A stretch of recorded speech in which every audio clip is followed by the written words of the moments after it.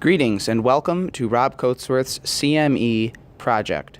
My essential question is, how does memory change humanity?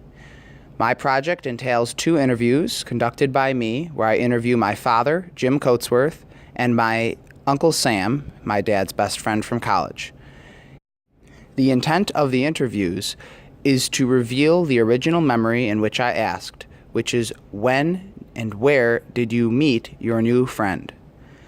Each of them responded to the questions to the best of their ability and to their memory. I hope that you can listen to each interview and locate the similarities and differences.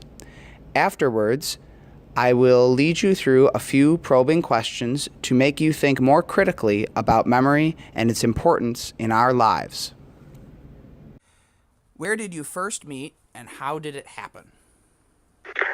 First met your father at Corning, New York, at Corning Community College. We had a football game at Denison Park in Corning, and your dad was a resident of another house, and I was a resident of another house. And we got together, and we played football. And I didn't think too much of your father at the time. He was wearing a red sweater with a big rip in it, and an attitude, and he didn't think too much of me either. Okay. Yep. Next. When did you meet? Can you name a day or a date or around a period of time?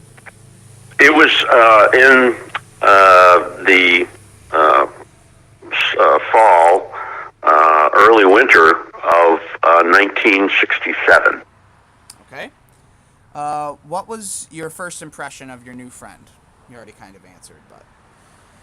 Well, we didn't hit it off right off the bat. And I don't know why. It just was like that. And, we were adversaries in a football game. And we played hard. Okay. What surrounded you during your first meeting? Can you describe the environment a little bit?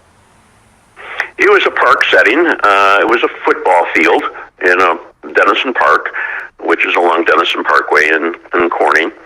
And a group of guys together playing football. All right. And last question. What has made your friendship enduring? Probably we put up with each other, and we both esteem each other. I think very much of your father, and I think it's reciprocated. It's just that we've had a good relationship for, my goodness, since 1967. All right, great. Thank you. Where did you first meet, and how did it happen? We first met in Corning, New York, and it happened on a sandlot football game in the park. Okay. When did you meet? Day and date, if you remember, or thereabouts. Okay. Met on a Saturday or Sunday, not sure which. It would have been... That's really hard. I'm going to say September 1966. Okay, thank you.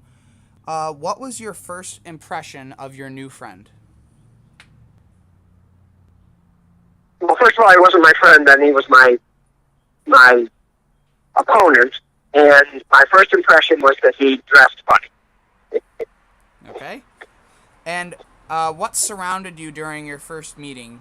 So what was the environment around you? Maybe who was around you? Be as specific as you can. Okay. First of all, it was in a park, and it was on a flat surface. Lots of greenery and bushes and grass and so forth. The people that were with us were people from Iroquois and other people that we met in Corning that weren't from Iroquois versus people that he knew from the place that he stayed in Corning, but I don't know what his relationship was with them. Okay. And last question. What has made your friendship enduring?